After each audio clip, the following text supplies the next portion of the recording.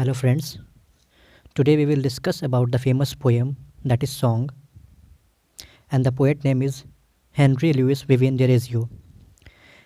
He was generally regarded as the first Indian to write poetry in English and was born in 1809 in Calcutta. While his father was of Portuguese descent, his mother was an Anglo-Indian. इनके पिताजी एक सभ्य पुर्तगाली थे और इनकी माताश्री आंग्ल भारतीय थीं। ये कलकत्ता स्कूल में ही पढ़ते थे और उन पर इनके जो प्रिंसिपल थे डेविड ड्रमन, इनके पर प्रभाव पड़ा। इनका साहित्य और दर्शन शास्त्र में काफ़ी रुचि था।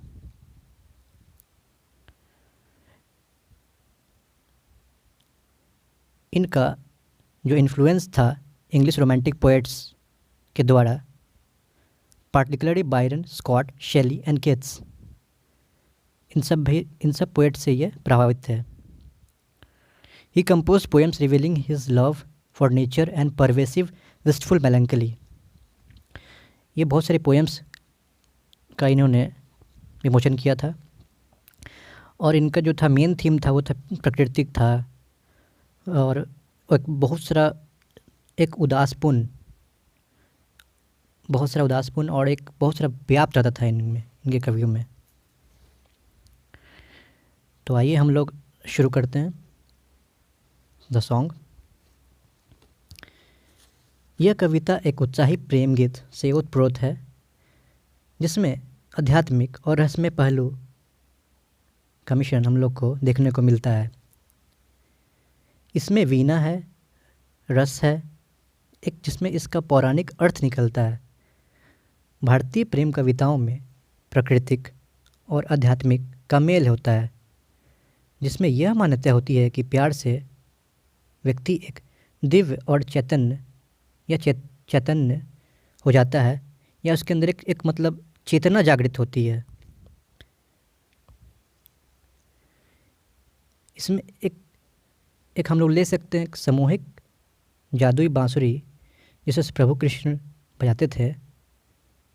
इसमें संकेत इसमें इंगित करता है। स्पष्ट है यह कविता अंग्रेजी प्रेम प्रसंगयुक्त कवियों की चिंतन से प्रभावित है। डिरेजियो यूनानी और भारतीय पौराणिक कथाओं का सम्मिश्रण प्रस्तुत करते हैं। इन कथाओं के मिश्रण से अनेक व्याख्याओं का आह्वान होता है। चलिए हम लोग अब सॉन्ग देखते हैं हम लोग। From my deep bed of coral I have risen for thee and left my green chambers far down in the sea। प्रस्तुत पंक्तियों में कवि यह कहना चाहता है कि मेरा जो है वो गहरा मूंगों के बिस्तर में से उसमें से निकला हूँ मैं तुम्हारे लिए।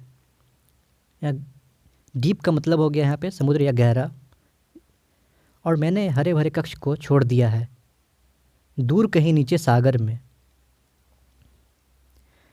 माई hall of pure amber is darksome and dear, no star light is beaming my bosom to cheer.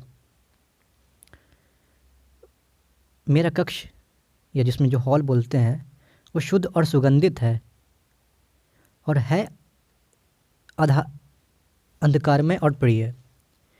कोई रोशनी प्रकाशमान नहीं है जो मेरे हृदय अंतरंग को प्रोत्साहन कर दे।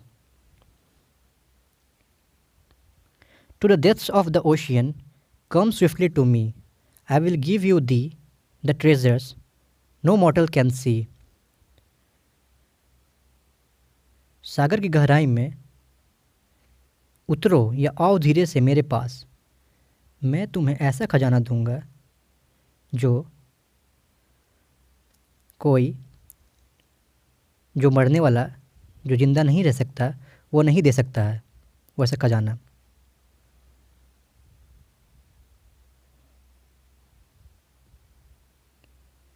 कम swiftly down swiftly my daughters are mute, for thee I will awaken my song and my lute. आओ नीचे धीरे से प्यार से, मेरी गुफाएं शांत हैं, मैं तुम्हारे लिए जागा हूँ, मेरे गीत है या मेरे संगीत है।